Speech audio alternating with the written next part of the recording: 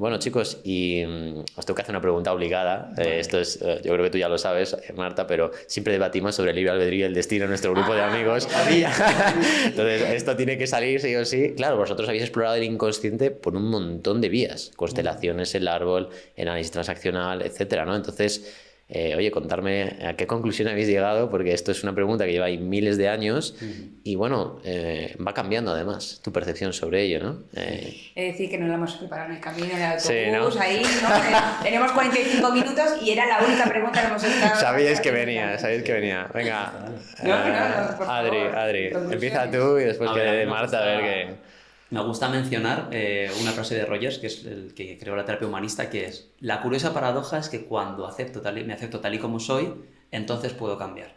Entonces, ¿qué quiere decir esto? Que para mí, o para nosotros, el determinismo está de fondo, es decir, hay unas cartas que te dan, que son entregadas, y luego tú tienes la libertad cuando aceptas la baraja o la mano que te ha tocado, cómo juegas esas cartas. Entonces yo me posicionaría en el medio. O sea, el cómo jugar las cartas no está destinado.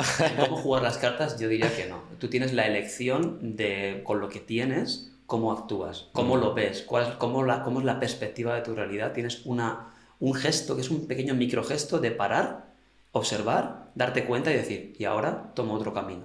Cuesta a veces porque tenemos un carril muy, muy, muy marcado, muy pisado el césped, pero se pueden hacer cambios tomando conciencia, parando y diciendo, ¿y esto? Ah, mira. Entonces tomas un camino menos transitado, que cuesta bastante, pero sí, yo creo que se puede elegir. Igual, ¿no? Yo creo que sí que es verdad, ¿no? O sea, hay, como decía él, unas cartas, ¿no? que nos tocan y a partir de ahí es qué vas a hacer con ello, ¿no? Entonces, te puedes hacer un buen jugador. Al principio, de la primera partida, pues no tienes ni idea, ¿no? Cuando empezaran a contar un juego, pues la carta del 1, o estás jugando al póker o al mus, pues no tienes ni idea, ¿no? De cómo son las leyes, las reglas. Eso es muy cierto, muy cierto. Del juego. Pero ya, si tú empiezas a tomar conciencia de ese juego, hay cosas que las puedes poner a tu favor, ¿no? Y yo creo que tiene que ver más con eso, ¿no? Es como yo luego puedo ir percibiendo, incluso esas cartas, cómo las puedo poner a mi ventaja. Vale. A mi favor. Y entonces, a lo mejor mi herida no la voy a cambiar, o esa carta mala que me ha tocado, pero puede que la tenga bien cicatrizada y pueda tener una vida plena, incluso muy funcional. Y en algunas ocasiones, pues también tengo que tener cierto autocuidado, ¿no? Y si yo tengo eso, ¿por qué no voy a tener una vida plena y feliz? Claro. ¿No? Mariano decía la frase esta que me encanta, que es, a lo mejor no podemos cambiar de tipo de árbol, pero sí mejorar nuestros frutos, ¿no? Entonces, bueno, define mucho esa capacidad de elegir. Total, Sí, no, a mí me gustaba mucho también algo que nos hablaron de las estructuras de personalidad, que hacían una comparativa con los edificios, ¿no? Y decían bueno, que hay personas que, tal como nos hemos creado, nuestra estructura, ¿no? Puede que esté más frágil, cimentada. Entonces, es verdad que a lo mejor esa parte nos va a costar un poco más. ¿Y qué vamos a tener que hacer? ¿Qué pasa cuando un edificio que se está medio cayendo, ¿no? Pues vamos a tener que poner apoyos externos, ¿vale? Para poder sostener. Entonces, hay personas que por nuestra historia, esas cartas que nos han tocado, vamos a necesitar siempre apoyos. Y desde esos apoyos nos vamos a poder vivir bien. Y hay otras personas que a lo mejor tenemos una simple grieta y desde ahí, pues a lo mejor podemos reforzar con nuestros muros y poder seguir adelante. Entonces, no es una respuesta para todos. Esto es de nuevo, ¿no? Cada uno, su historia, ha cimentado un cierto edificio y desde ese edificio cada uno necesitará cosas diferentes. Bueno, este podcast se llama Soñando Libre y os voy a preguntar por dos cosas que también son así muy potentes. Uno es la libertad y otro es el tema del soñar. Vamos primero con esta. ¿Creéis que estamos sumergidos en una Matrix? ¿Estamos soñando? ¿Estamos dormidos? ¿No estamos despiertos a la realidad? Podéis hablar, si queréis, también de qué queréis vosotros que es la realidad. Claro, esto es muy, muy amplio, evidentemente. Voy a empezar contigo esta vez, Marta. ¿Qué es esto de que estamos dormidos? Tiene que ver, evidentemente, con todo el trabajo que hacemos nosotros tres de ir despertando capas, ir conociéndonos a nosotros mismos, pero ¿por qué nos cuesta tanto vivir despiertos? Ay, bueno, pues es que yo creo que empieza siendo muy pequeños, ¿no? Es decir, hay una parte que cuando llegamos estamos muy conectados, ¿no? con la verdad, el aquí y la ahora, con las sensaciones, o sea, no las sensaciones desde los sentidos, sino más desde nuestro interior, ¿no?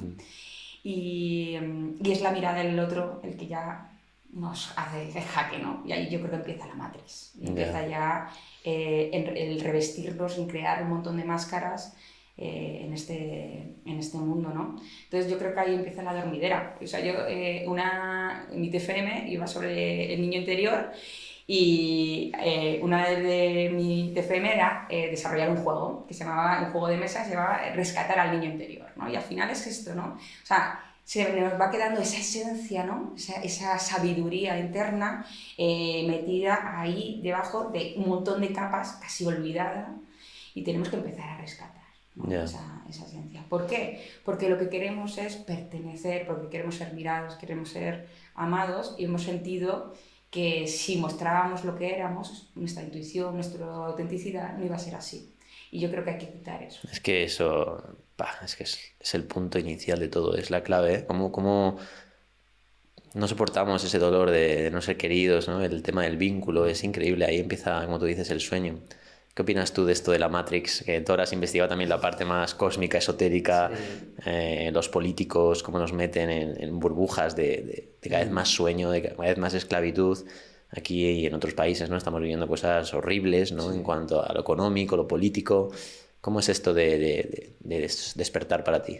A mí me gusta mucho la peli de Matrix, que ya hemos metido esa película que no existía. O sea, Ya, es que es increíble, brutal, es es una locura brutal. esa película. Es brutal. Que explica los programas. Al final es un programa informático en el que estamos todos metidos.